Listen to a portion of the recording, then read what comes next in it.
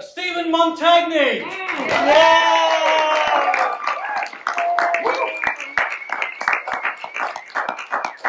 Stephen Montagny is a trained actor. Oh, like that's a big deal. Who has been writing stage plays, screenplays, and original TV series pilots for over 25 years. As a day job, he's an in-flight crew member based at LAX for an airline that's main hub is JFK. In collaborations with a variety of writing partners, he's created screenplays and original TV series, and recently attached a director and production company to produce one of his screenplays, Once the Strikes Are Over. Ladies and gentlemen, Stephen Montagny.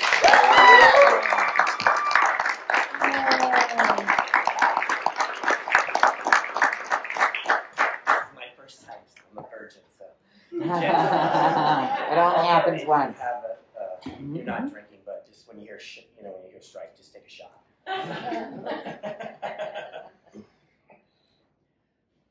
I didn't graduate high school. The Idlewild School of Music and the Arts in the mystical, artsy San Jacinto mountaintop town of Idlewild, California, had been my home for my junior and senior year of high school. And now they was kicking me out. Now, on the day I was to walk with my graduating class of 1990, I was informed by not one, but two of my teachers that I had failed their classes. Two of many strikes against me. Words can't adequately convey the sensation of sheer panic my then 19-year-old self experienced, knowing my Brooklyn-born Italian-American mother had flown in from Florida to see her son graduate.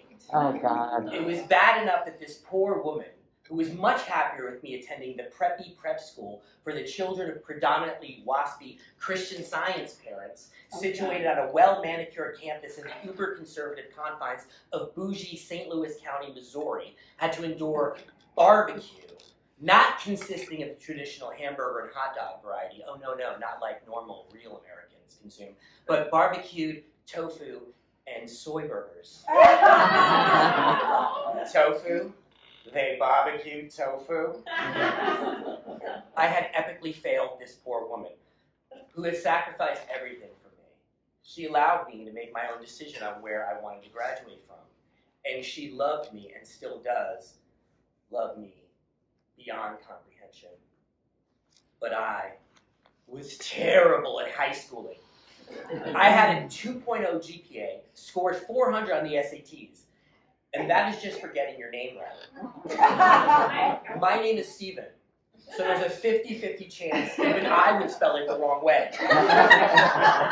Not only was I not getting into my first choice, Tisch, School of the Arts, NYU, I wasn't getting it anywhere that required a high school diploma, good grades, a good SATs, money, at least one with a first-rate theater department. So back to the graduation day in Idaho. Fortunately, my chemistry teacher, she showed mercy and she passed me with a C-, so I could at least walk with my hippie class.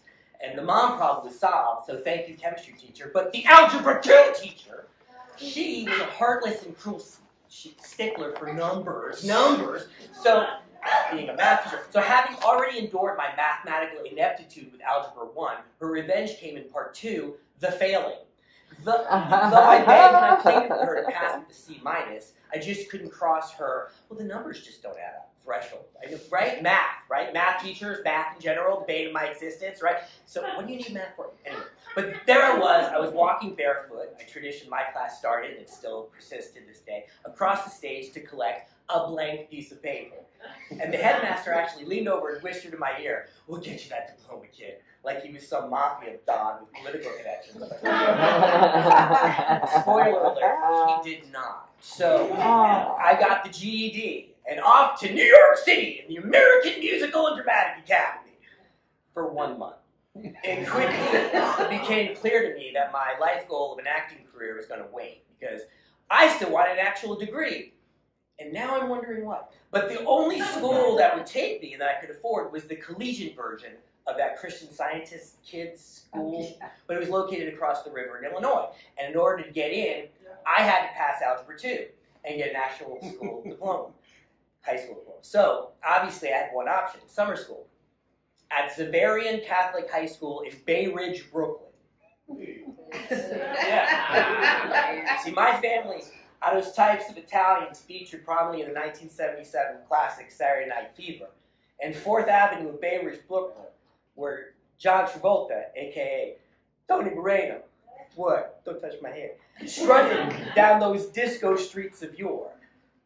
Those are my people. And I, having attended a boarding school for the performing and visual arts in liberal, mystical, hippie mountain town of Southern California, was not their type of people, at least not on paper.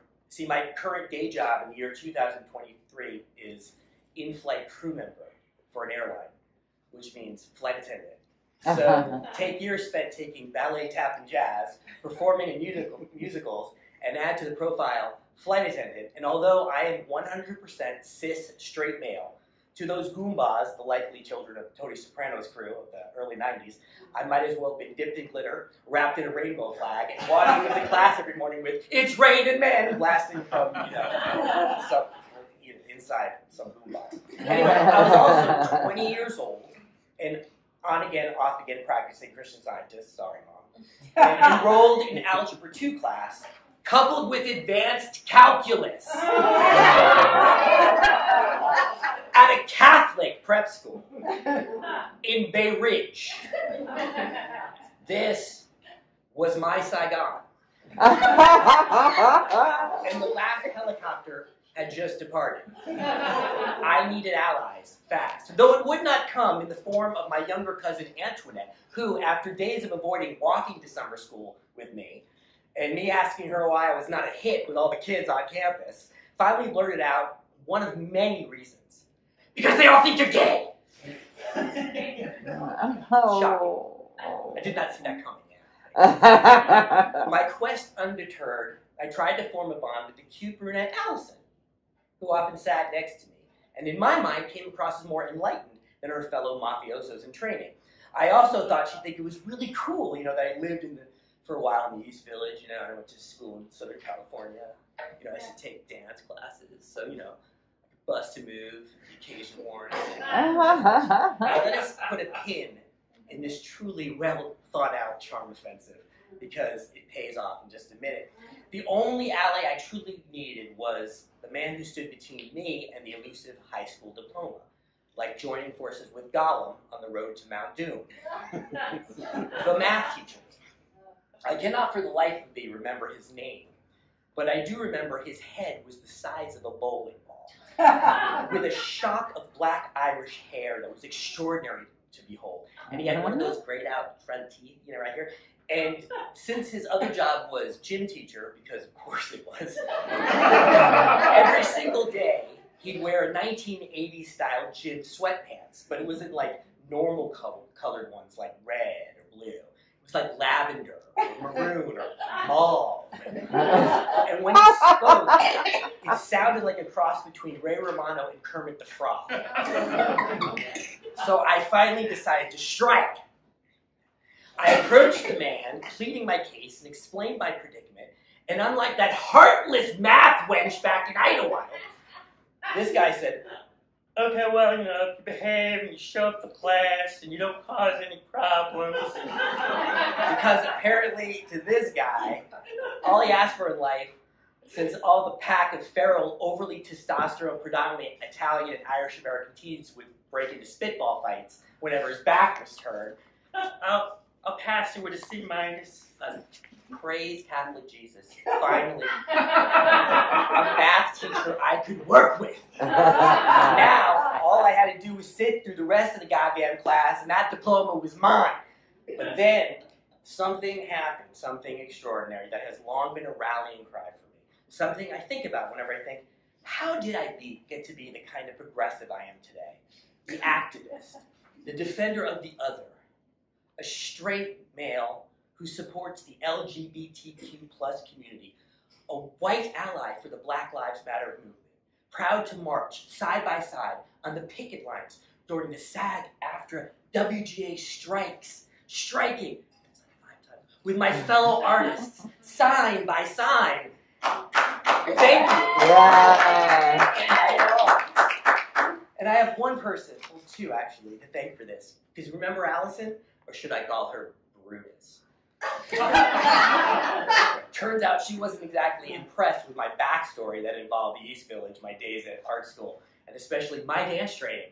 See, I learned this because one of the leaders of the Goomba squad, a kid with a head as big as the math teacher's, after firing off a barrage of spitballs with AK-47 style rapidity and fucking with as many of his fellow classmates as he could find to fuck with that wouldn't retaliate with him, he turned his attention towards the quiet, passive, well-behaved, 20-year-old weirdo and with a look on his face that could be best described as Robert De Niro-esque, turned to me and said,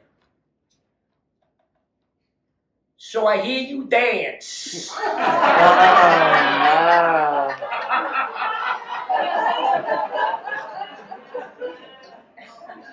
Fucking Allison. You know, I thought you were different, Allison. I thought we had something special here. But you know what, Allison? I'm okay. Because I got the diploma. And I got a degree. Yes, with a 10-year break between my freshman and sophomore year, and I graduated at 30 years old, but what I did do was I survived summer school in Bay Ridge, Brooklyn. So yeah, I dance, motherfuckers. And I'll dance with the rest of you on the strike line. And you know what? Take that and fuck you, Bob Iger. Thank you.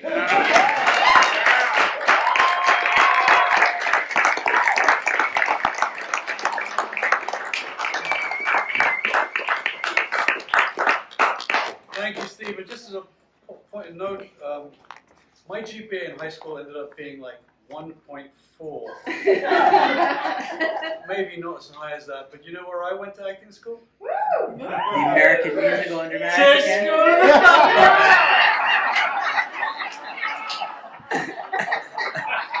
Well, that hurts, sir. All right, we're taking a little